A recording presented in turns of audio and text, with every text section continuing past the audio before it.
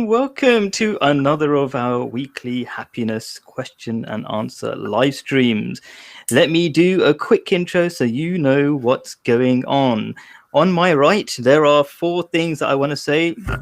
Firstly, the topics are all about real life problems from personal to global issues.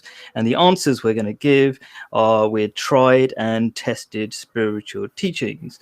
Number 2, check out our previous shows and more stuff at bigquestionsanswered.com. There are no gaps in that website address. Number 3, let's introduce the presenters. Myself, Khalid or Khalid. Even my mum can't say that properly, so don't worry about that. My spiritual teachings are from Islam, but they're influenced by so many other things because Islam itself says it comes from different faiths or is connected to all faiths. And then we've got my friend, long-standing friend, who's been an absolute gem and a regular joining the show, show after show. His spiritual leaning is existentialism. Again, he's also influenced by many things, but existentialism is supposed to summarize it. Let's quickly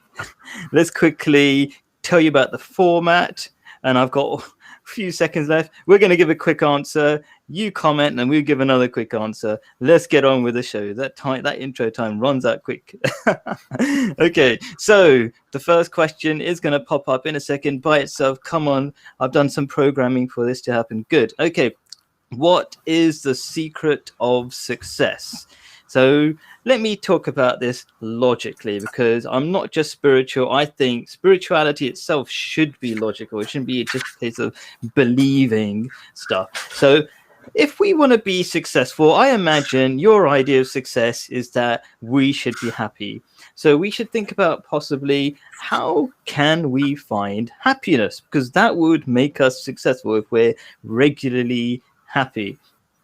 And when I think about it, there are different ways that people look for happiness. Some people take drugs, and that makes them happy for a little bit, but it kind of ruins the rest of their life. So I'm thinking about long-term happiness. So other people go for money. That's pretty popular.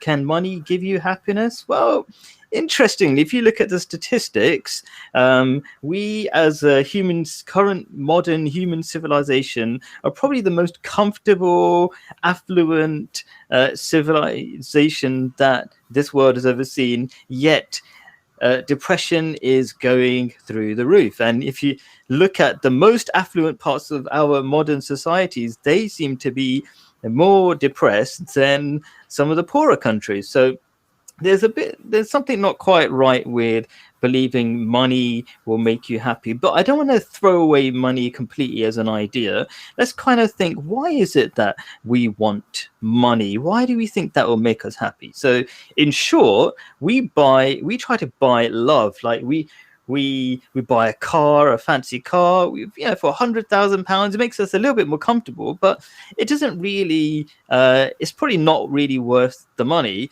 unless we are seen by somebody we value in that car, and we go, hey, look, I'm worth your love, as it were.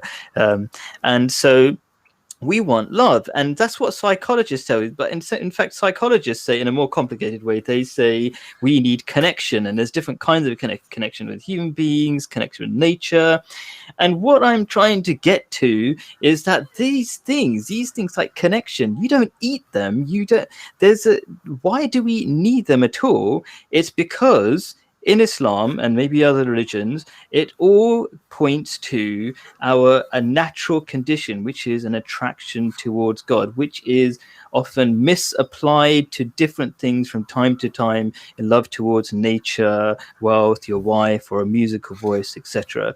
So, in short, if you want to be successful, if you remember God, you will find a lot more peace, and that is the beginning of a successful life. And I'll probably go into that more in my next 3 minutes. Then. Thank you. For me, the concept of success is not based on how others perceive you, but how you experience this reality. One of the key things about success is stop thinking about what other people are thinking about you, or how other people perceive you or see you, because what they think about you really does not matter. It's your life, and it's how you view yourself in this life, and that's the only thing that matters. Now, the success I feel this depends on is that you need to be fulfilled and you need to be happy in these 4 areas. Your home life, with your family, with your friends. If you are in a relationship with a partner, and you have family, some people have children, they are parents. Some people live with brothers and sisters and flatmates. It all depends on how you view your family and your friends, and what your connection is with your family and your friends. That is the connection part of your life at home, your home life. The next part is your work life. How is your work life? Are you being challenged? Are you given opportunities to grow? Does it pay the bills? Does it meet your needs for growth and further development? So work life is a very crucial part of this as well. You need to be fulfilled in that. And I remember there was a time in my life when my life was very hard, because I was really struggling at work where I did not feel valued. They made me do work that was way over my pay grade without wanting to give me the money for it, nor acknowledging that I was doing a good job. And it eventually caused me to resign my job and go and work elsewhere. So the other area of life is the work life. Then your love life. Do you have a partner? Are you romantically involved with somebody? Are you compatible with that person? Do you share similar interests? There's an aspect of, it's really crucial that when you are with a partner, for the partner to share certain experiences of your walk, of your life with you. And shared experiences is always a solid foundation to build on. The next area of life is your spiritual life, your spiritual path. What spiritual path do you follow? It's important to have one to begin with. And it's important for me to be true to this thing called my soul path. Finding your soul purpose, finding your soul path, and then stick to it, because that is the path that fulfills your growth spiritually. And that is something I believe these 4 aspects are the crucial building blocks of being successful in life. Cool. Sounds good. So I just want to remind people, we give an answer and then we want you to comment, like maybe disagree. And then we're going to try to listen to your comments on these particular topics and give further answers, maybe respond, get you involved. But anyway, continuing with what is the secret of success, I was saying absolutely at the core of it, and the only really truly meaningful idea of success is to be at one with God. And if you look into your feelings, that is the core thing that actually truly makes you happy, and happiness is what you want to be successful. And you can test this idea. So in the Quran, it says, it is in the remembrance of God that hearts can find comfort. So test it. Does it work for you? And it's the same way so many other psychological tests have been done. So, for example, we accept that being connected with nature actually makes us happier. So people, ask lots of people and put them in different environments, and it seems that makes them happy. You can do the same with remembering God. And when you think of remembering God, this all-powerful God who takes care of our universe, our world, and all this kind of stuff. And you can also see religious people generally tend to be happier. So there must be different reasons for that, but it's a statistical truth. And remembering God is not the end of the story. It's your North Star, your guiding point for life. That's why you've been given this sense that if you remember God or your love towards God, then it guides you towards better choices. So in Islam, we're told next to faith in God, the best quality is kindness towards people. So once you have faith in God and you base all your actions based on that, and you're aware that you're going to meet your maker in the next life, then you're told be good to people, and that also makes you happy. So just having faith or a belief is not good enough, because the way your soul experiences happiness is through action. So I'll give you an example. If you pretended to cry, you would actually feel sorrowful. So your physical and your spiritual are deeply connected. So happiness is through belief and action. So you have to have a belief in where you're going, a direction, but also actions to follow it up. So all these things are the things that actually truly make you happy and therefore successful. So happiness in a sustainable and a long-term way. And it's the only thing that really means anything. If you think about it, if you collect money, you're not going to take it but to the next world or after you die. But if you are acting in this positive way, you're eventually going to have money and so many other things because of your long-lasting positive actions. Thank you very much, Khalid. For me, I understand that we are souls having a temporary human experience, and I understand based on that, that as a soul having a temporary human experience here in the earth plane, we didn't come here per chance. It is not per chance that you are here, but it was predestined for you by your soul that made a choice to come into the earth plane to experience certain experiences, to learn certain lessons and experience certain things. So we are here to explore this third dimension. Now, it is important to understand what we came to explore, what did we come to learn. And we have this thing, and we use astrology for that. We call it a natal chart, a birth chart.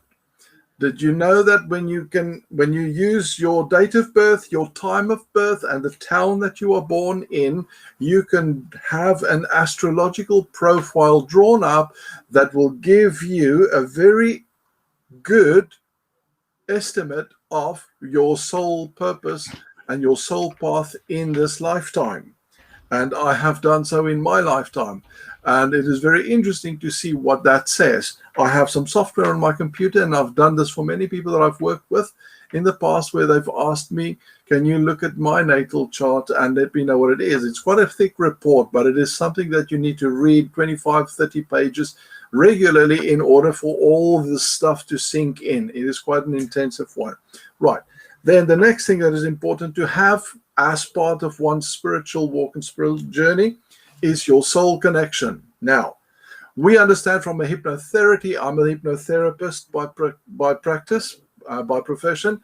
We understand from a hypnotherapy angle, perspective, that when you bypass your conscious mind, your ego, which in your waking state, and you delve into the subconscious, you can connect with your soul, and you can also connect with your higher self and have conversations there. Now, we as hypnotherapists use that to help people to connect with their soul or connect with their higher selves and have conversations. We ask the questions.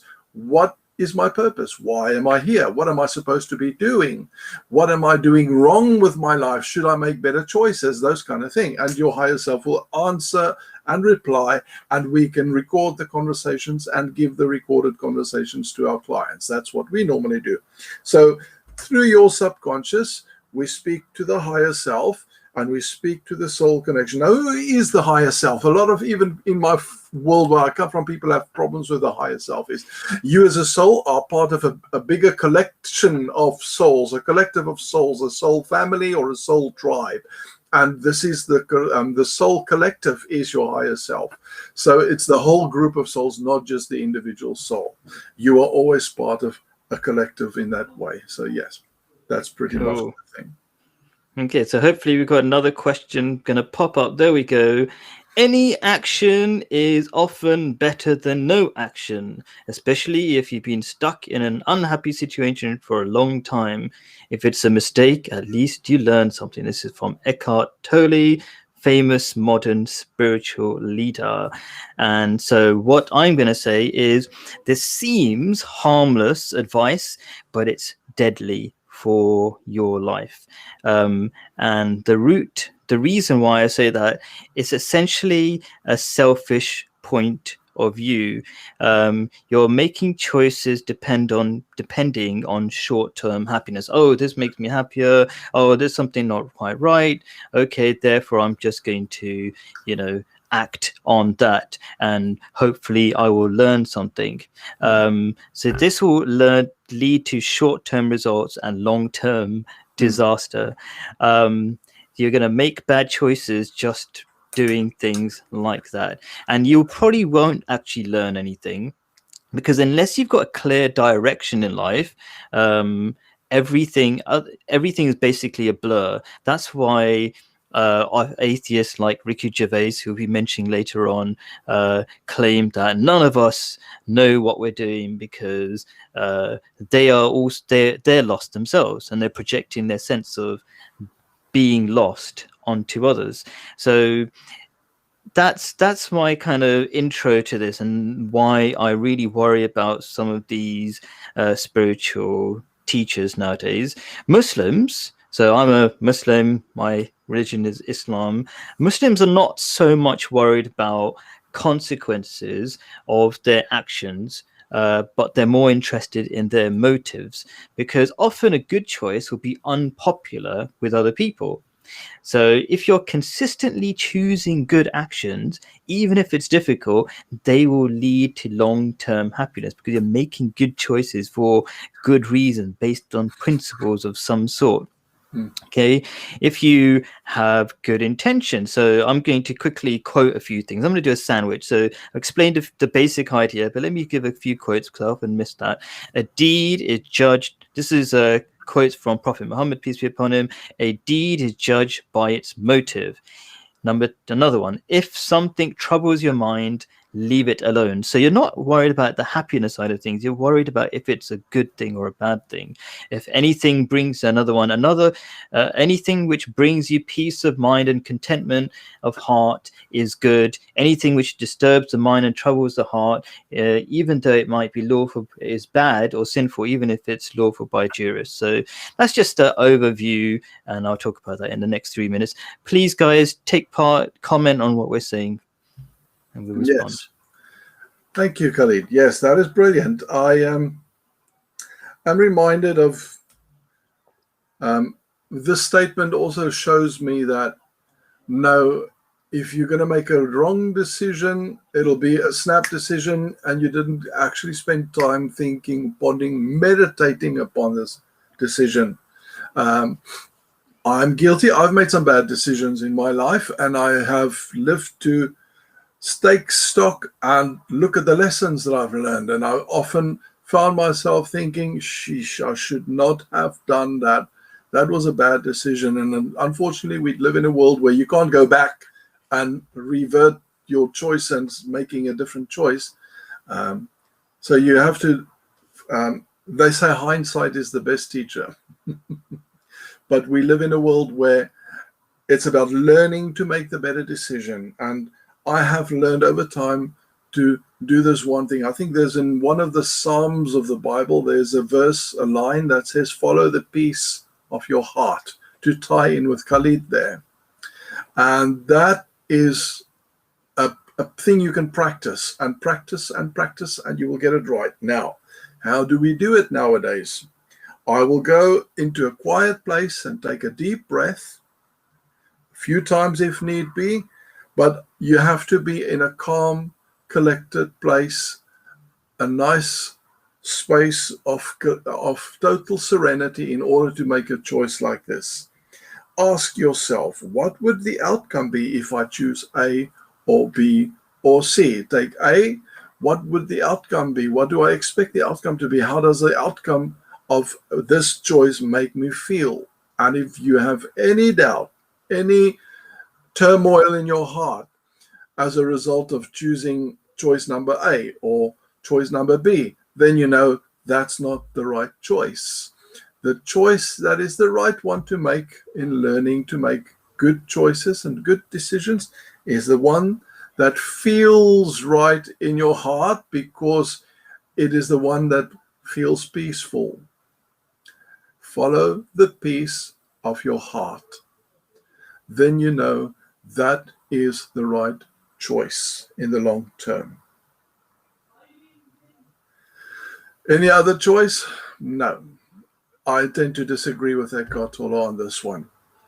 Anything about this lifetime, I've also learned that if we do make a bad choice, a bad decision, it's a mistake.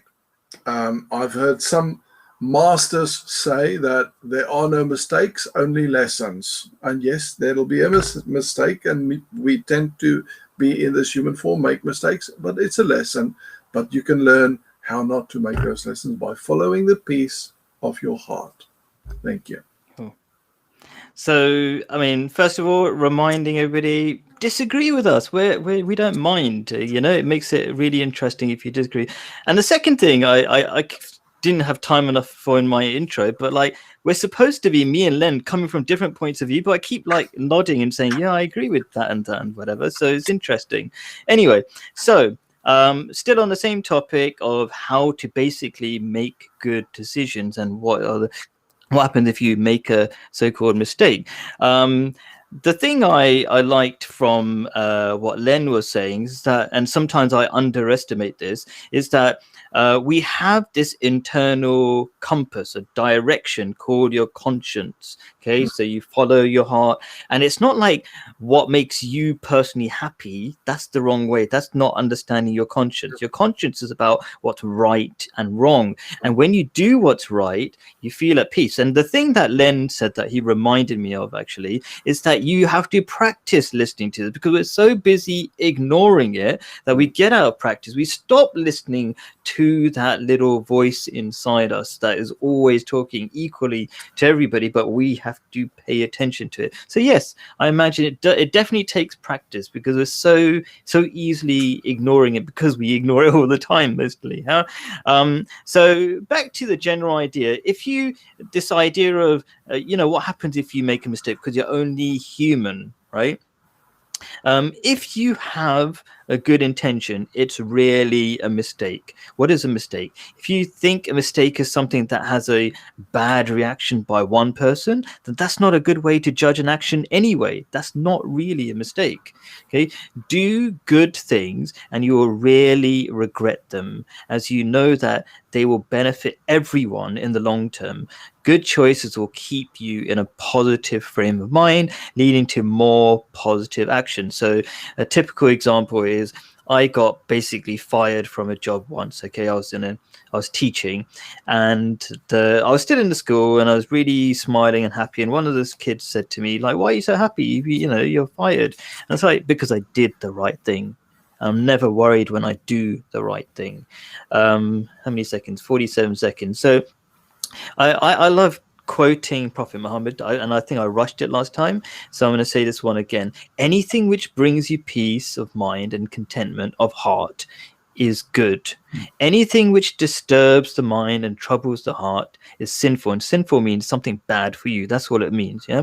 Even though it may be held lawful by the jurist. So it might be allowed under the law, but don't be concerned about that. Be concerned about what feels like the right thing to do. Okay. So that's what it boils down to. Simply ask your conscience, is this the right thing to do? And you will feel better for it. Yes.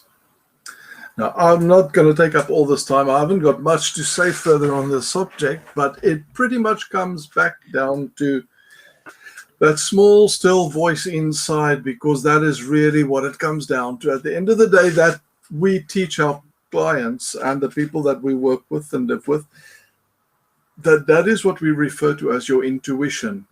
Your intuition is the small, still voice of your soul. And that only comes out once you've learned to tune into it. And you do that by becoming quiet, peaceful, and relaxed for a few minutes. Go into a quiet space, take your few deep breaths, focus on your breathing, ask the question, and then just wait to feel what feels right to you, and that will guide you. That's how we learn to listen to the intuition. And your intuition is never wrong. Your intuition is part of a higher aspect of the self, which is your soul in this case. And your soul is a fragment of God living in you as you. And that you can rely on. That is how we experience that. And One of the things about following your intuition is also about how to avoid making a bad mistake. Now, a bad decision we avoid is a decision based on fear. If you live on a what if kind of a premise, what if I do this and something goes wrong? What if that goes wrong? You live in fear, and that is never a good place to make decisions from. Also, if you run out of things to say, just by the way, I can always add to it, so don't worry. No pressure. Fine. The next thing I think about is anger-based decision. If something happened in your life and maybe there was a fallout, it involved a clash between someone other than yourself, with yourself, then any decision in that moment is going to be a bad decision. Calm down first, walk away from a situation first, then go and make the decision after that. But anger-based decisions, never good. Ego-based decisions, never good. What am I going to get? What is my best interest here? I need to look out for my best interest. Never a good one to do, because that can come back and bite you in the butt. Guaranteed. That's pretty much the kind of thing we avoid. Yeah, and that's cool. Where I end. Awesome. I'm just going to take lots of vibes from what you said. So this thing about fear, this is in both Christianity, Islam, Judaism, is a really interesting way to overcome fear and make good choices. So we all fear something, right? We either fear people or we fear God. Those are the kind of the great the great choice. And if you have trouble listening to your conscience, a great way to listen to your conscience is have fear of God. Like, worry how you're gonna face God in the next life. It's a way of amplifying or tuning into your conscience. This is, in Christianity. Oh, the time ran out. Forgot. Anyways, that's cool. So, yeah. Thank you. I forgot it was only a few seconds. Anyway, so the next one is this is Ricky Gervais. I find him a little bit funny, but anyway, he's an atheist comedian. He could be described as, he says, never confuse your right to say what you believe with the right never to be disagreed with and ridiculed for saying what you believe. Hopefully that makes sense to you. It says, like, some religious people think, they can say whatever they want and they should never be ridiculed. Ricky Gervais says, absolutely, this is my opportunity. I will take it. Okay, so there are two parts to what I think it lies behind this comment by Ricky.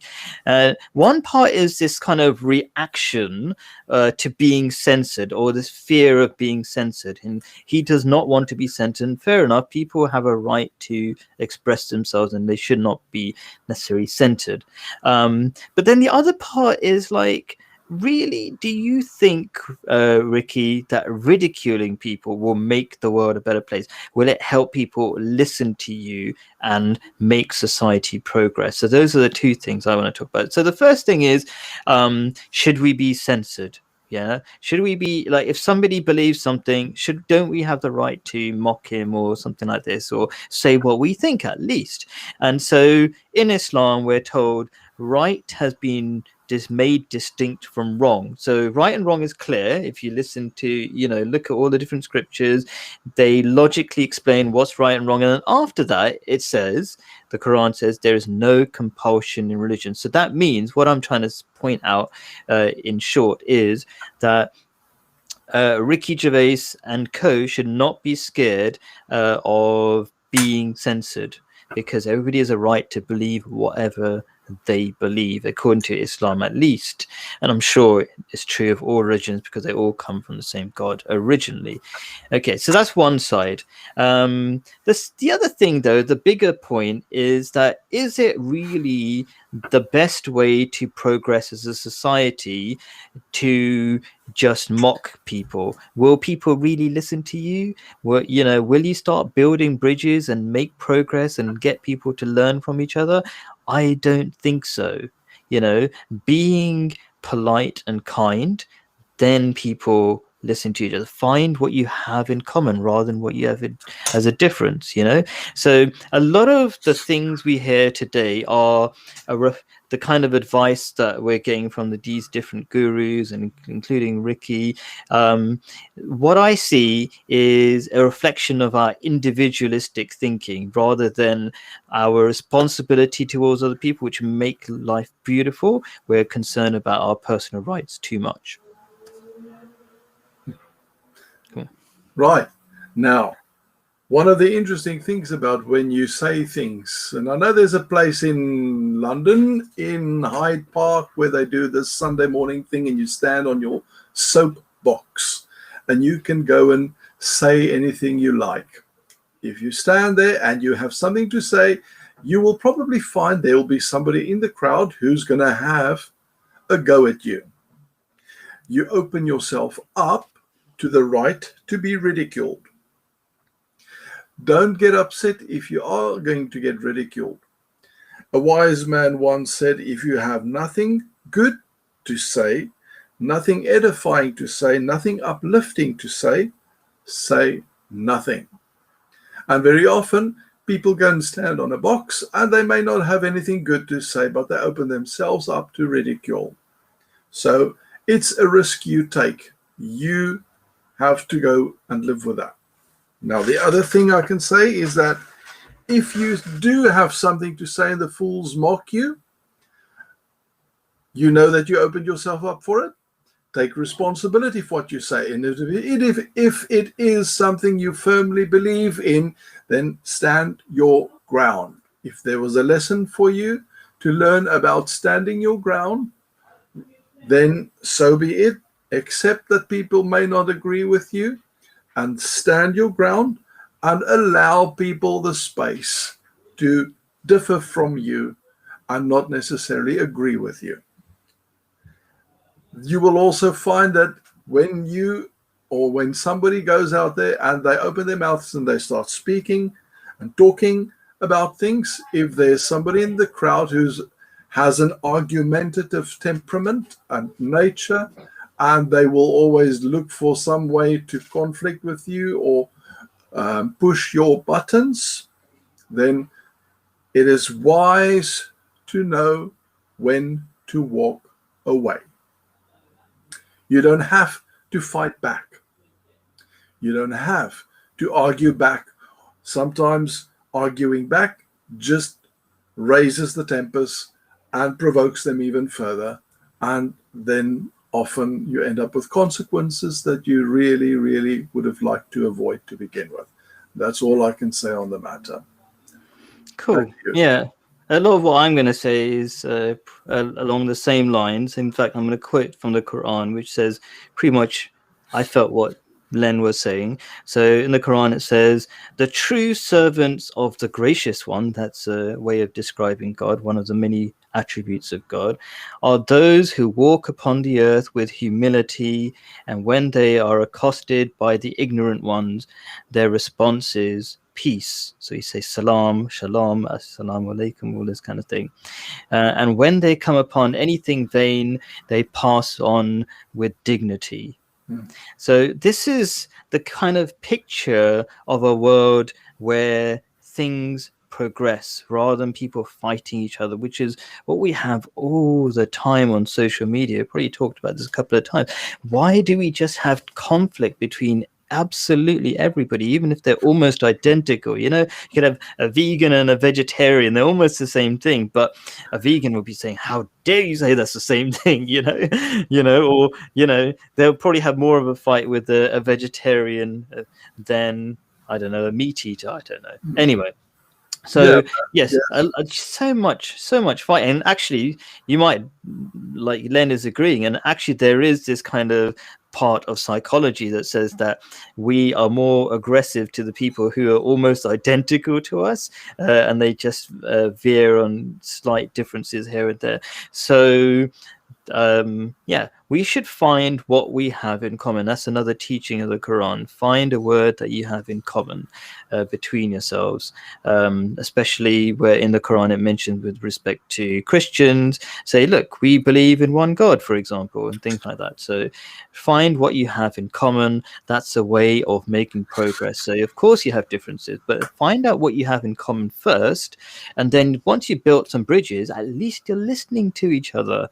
Okay, ridiculing, he's a comedian, he likes, this is his way of his main way of expressing himself. Maybe it'll be a bit funny, but I don't think that's the number one way to make progress. But the other thing I really want to say is this kind of need to fight for your personal rights rather than focus on your responsibility towards other people.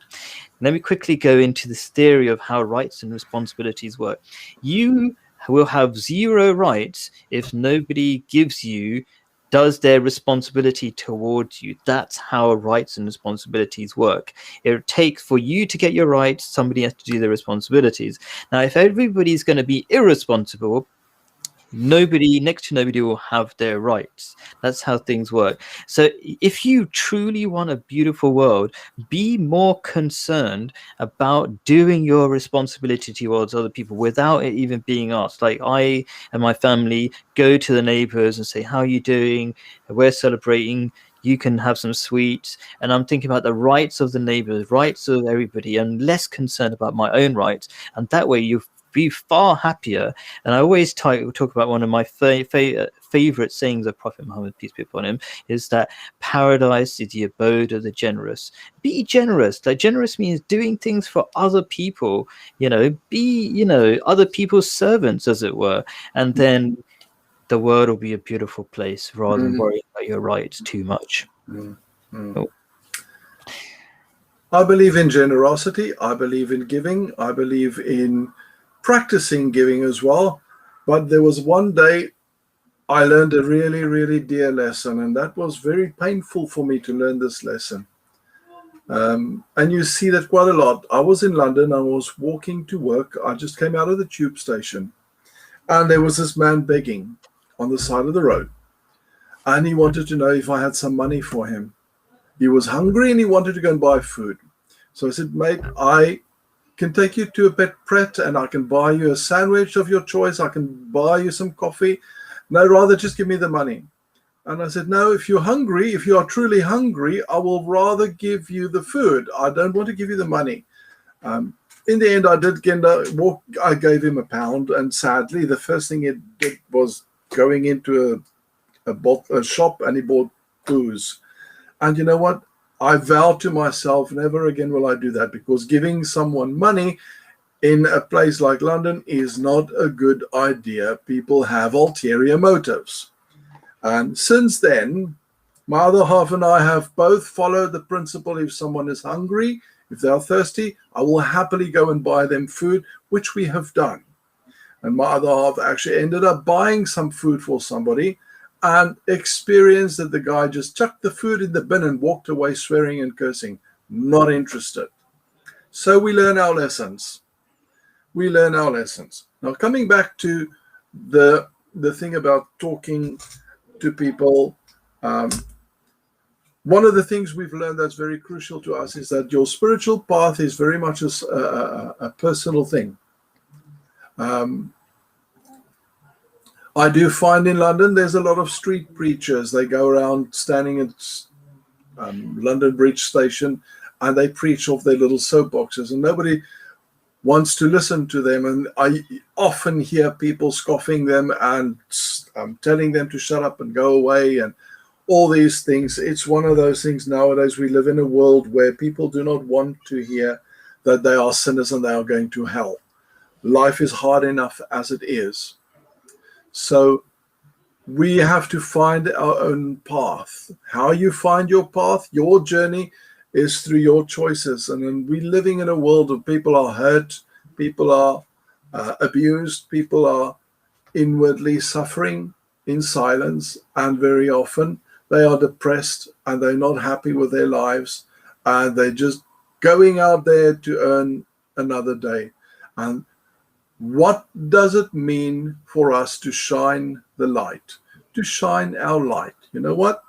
Smiling at somebody, giving somebody a good morning, what a beautiful day, are you well, and just shining the light with friendliness and a smile very often helps to make their world better for that moment.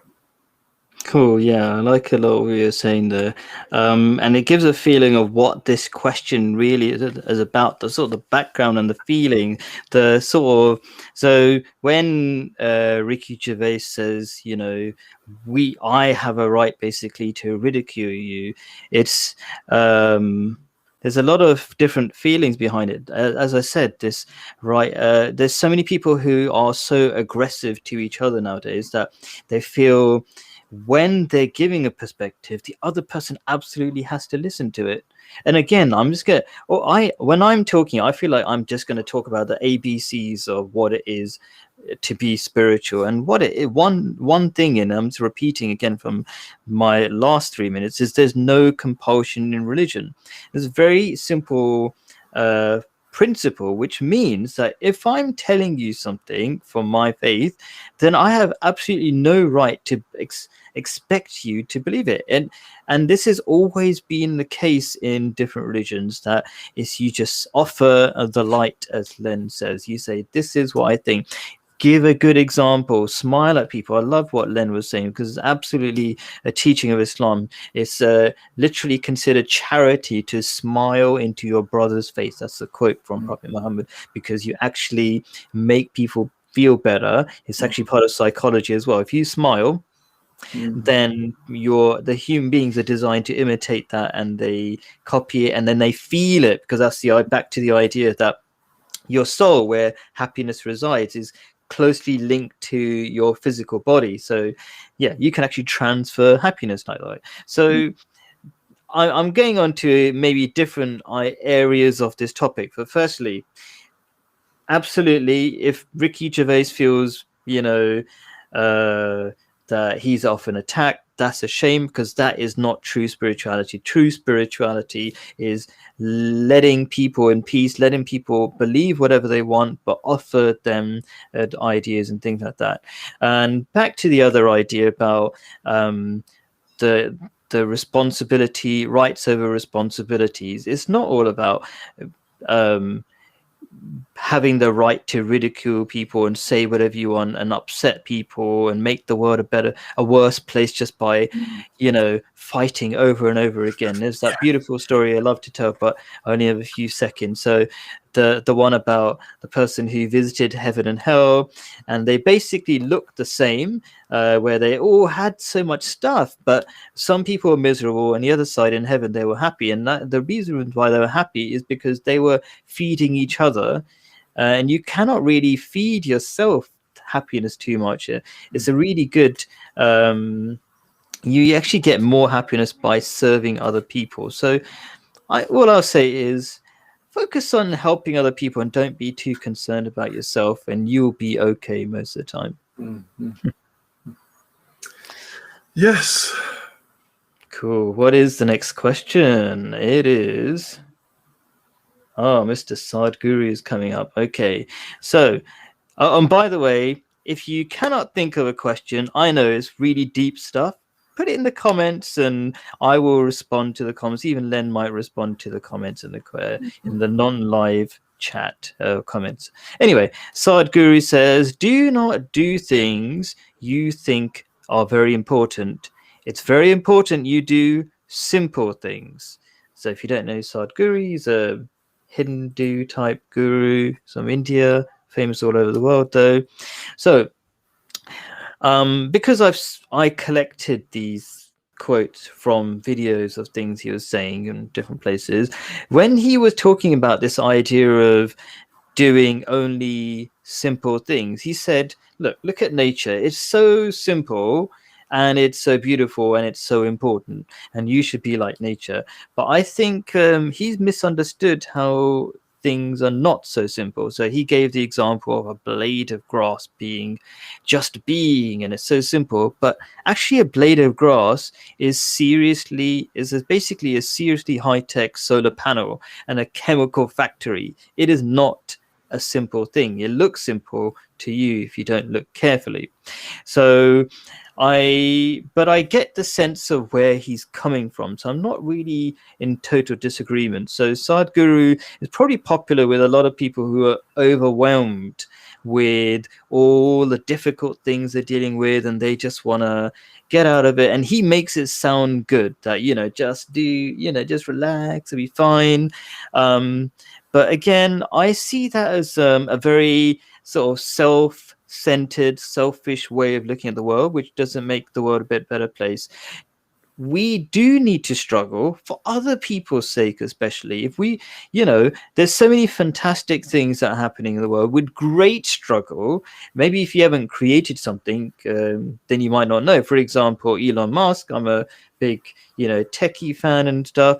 He, if you don't know, he's made these Tesla cars, and it's going to save on massive amounts of pollution. Cars do 1/3 of the world's pollution or something ridiculous. Okay, so he's come up with electric cars, which should have been around 100 years ago. And he says that process of doing it is so difficult that he describes it as looking into the abyss and eating glass. It is that difficult, but it's worth it, because matching with that pain is that beautiful sense of purpose and doing something. I don't think you should necessarily feel that it's like eating glass. Kind of find the balance. If you don't think the world depends on you and you're just truly just doing your little bit, you will feel good. It is going to be hard. It is important to do difficult things. That's what I'll say. I haven't got much to say on this particular subject, but I do believe that I do find that sometimes you're dealing with temperaments of people. Some people have an ability to make things that are simple really, really complicated. And I've worked with people like that in my world, in IT, and I often ask myself, now, why would you go and do that? All it requires is a small change in a config file there, or a small change there, or a small change in policy there. But it really does not need to be so difficult. It does not need to be complicated. And I think sometimes we need to review the way we view our relationships with people and the things that we do when we relate to people. And remember that energy there's a typical example of energy. We talk about energy now. Look at water. When water flows from a source, making its way to the sea, water will always choose the path of least resistance. I want to use the word shortcut almost. It's not going to go to the sea by going up that mountain and going up that mountain or going up this road or something like that. It's going to choose the path of least resistance. Energy works in the same way. It follows the path of least resistance. And very often, the simple things is all it's required to make a change, a modification in a behavior, and a choice in what you want to do.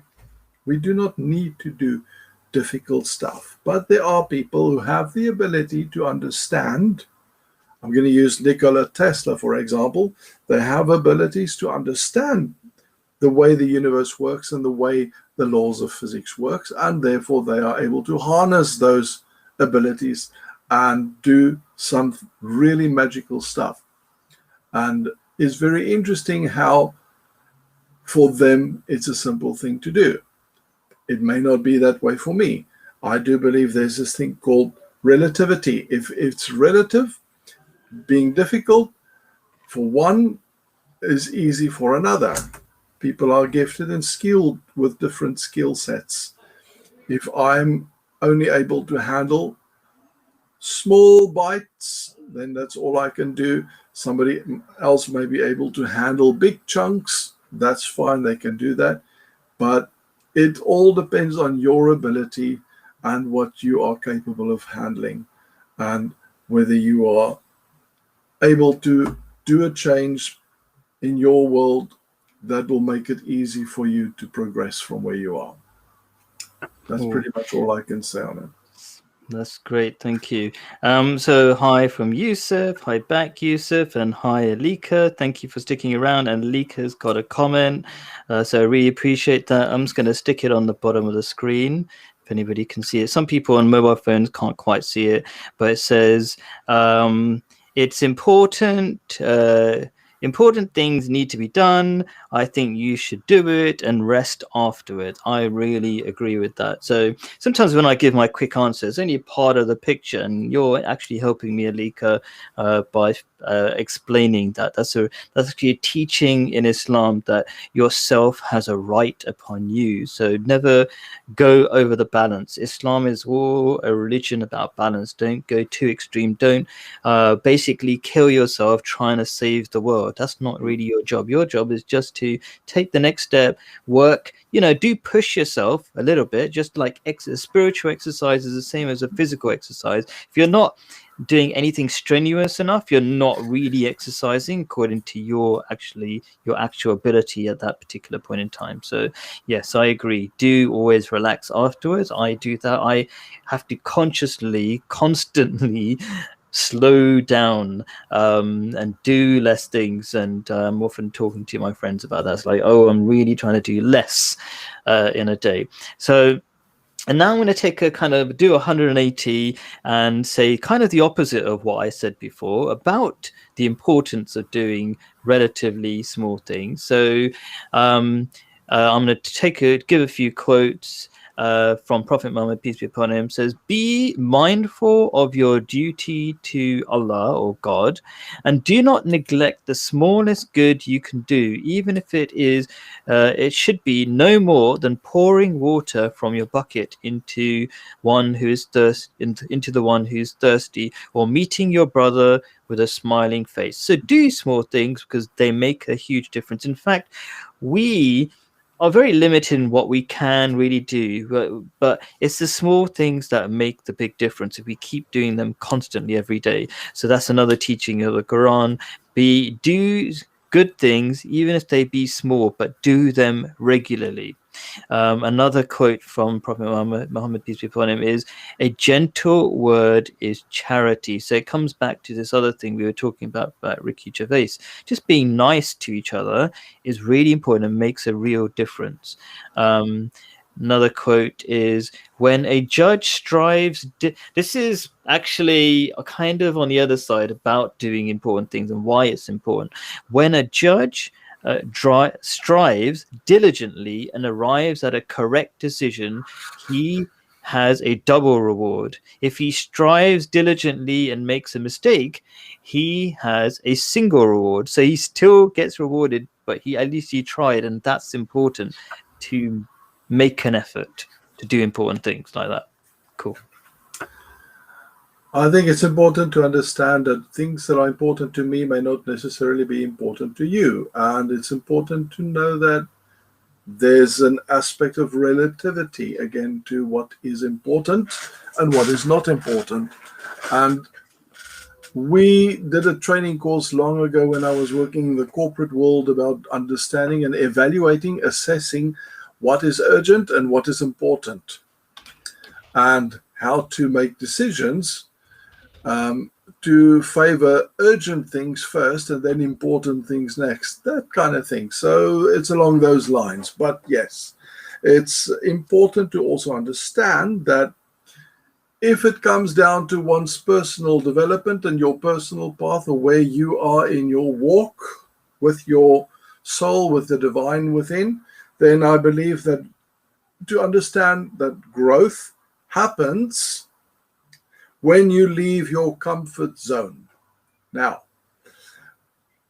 we tend to live within our comfort zone for most part of the day. You go home, you go to work, you do what you're supposed to do at the office, and then you go back to home and you go shopping perhaps, and you take a walk in a park with your family, and You live within, I'm going to use a word, that net of safety, that bubble of safety. But very often you are confronted with situations in your life that requires you to go out of your comfort zone. And that is where growth, personal growth happens. It's not easy to leave your comfort zone. And very often it's important to know that stick to the simple things there where you get out of your comfort zone by knowing your limitations, knowing your abilities, knowing what you can or cannot handle as you, a person, can do. And then by sticking to what you can do, find the simple things to make the world a better place for others. It's not about yourself in this case. If there is something simple you can do, as Khalid said, you can pour water from your bucket into someone else's who's thirsty, then a simple thing like that makes the world a better place for someone else. And I think this is the one thing we as people tend to forget, that we are so focused on ourselves and making sure that we are taken care of that we forget and we lose track of other people that live in this world with us. And it's very important for us to understand that making the world a better place is not just about for ourselves, but for other people that live in the world with us. And the simple thing you can do to make life more bearable, easier, is a great step for the all collective of the soul, of the human collective, the soul people, the people that live on this planet. Cool. I'm just wondering what is happening because it's Scott P. Jordan Peterson's question. Did I accidentally miss it? I don't know what happened. But anyway, Jordan Peterson, also a famous clinical psychologist, very popular with young people because he's very strong with the facts and deriving his morality from that. He says to accept the terrible responsibility of life means accepting the end of the unconscious paradise of childhood. So the way I translate that is you need to grow up if you are really going to live life. Yes. Because, and people, you see in a lot of TV shows, like people playing the fool and you'll be happy being an idiot, but actually that doesn't work. You do pay for also, almost quoting something Jordan Peterson says, you pay for every action you do. So if you do a bad thing, it will bite you in the backside. If you do a good thing, you will get your just rewards, as it were. So but I do want to say, I'm not sure what's going to happen, is if it's going to go red or something after this, because I'm not sure if we've done it quite right. But anyway, hopefully you can remember the quote. I'll quickly say what I've got to say. Life is not so terrible, first of all. I think Jordan Peterson, although he's a clinical psychologist, has suffered a lot of mental health problems. And so I think he probably needs to give himself better advice. I'm not being rude in any way because I think he's very intelligent as well. But life is not just terrible, except for those who depend on materialism, which is a constant, endless hamster wheel of chasing one thing after the other. You're running and running and never get anywhere to actual find happiness.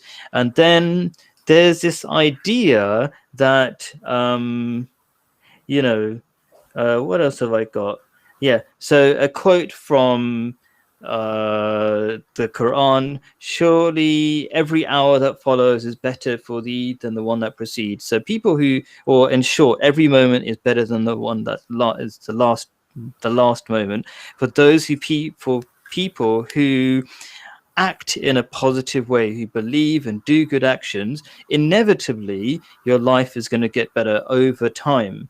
Okay, but you do need to be patient. So there's this idea, I'm kind of focusing on this idea of life being absolutely terrible. Yes, there are trials, but people who are patient, they are the ones who succeed, because patient in Islam means to be calm. That's how you be patient. And so if you get too emotional about every problem that occurs, you won't be able to deal with them in a calm way and realize it's going to pass and something better is on the way. So yeah. So technically, I don't know what happened. Did you already answer this question as well when you were answering? Okay, go for it.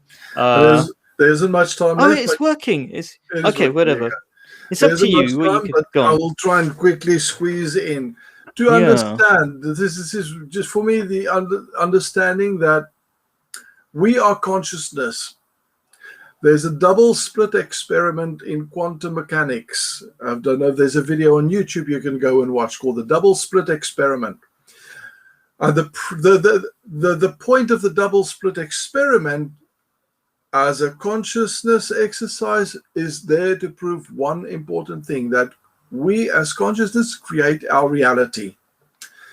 We use our observation by looking out world around us, by making choices, by making decisions, by generating a good positive energy about ourselves. We tend to create the reality that we live in. And on YouTube, if you want to go and understand more about how we create our reality that we live in, go and have a look at this double split experiment on YouTube, and it'll show you how they do this quantum mechanics experiment, to show you one with a camera, one without the camera, and what the outcomes is of each of these in this experiment. But it really comes down to the fact that we create our reality through the choices we make and through the energy that we carry within. If it's a good positive energy, if we do the right thing, if we are in a good harmonious relationship with the people around us, our world that we live in, then it's called the double split experiment in quantum mechanics. So yes, by all means, go and have a look at this and then see for yourselves. We create our realities, people. And by growing up, we can look at what we can do different to create a better reality, make better decisions, learn to be harmonious in our lives in order to create a good reality to live in. And that's all I can add now. Brilliant. So I think I've programmed it wrong a little bit with the timings, but whatever. There's always something to improve. Just want to do my thank yous now. So thank you, Len, first of all, for giving so much of your time. I really appreciate it, and making the effort to join the show. Thank you for the live interactions, Yusuf and Alika. That was really interesting. All your comments are very interesting. I'm reading them as we go along. Really good input. Thank you so much, and I agree with so much of what you're saying. And thank you everybody else who's taken the time to listen to the show. Feel free to always give me feedback. But other than that, hopefully this was of some way. You're welcome, Yusuf. And hopefully the main thing is, hopefully somebody benefited from this, and that's the main thing. And everybody hopefully have a great week. And bye.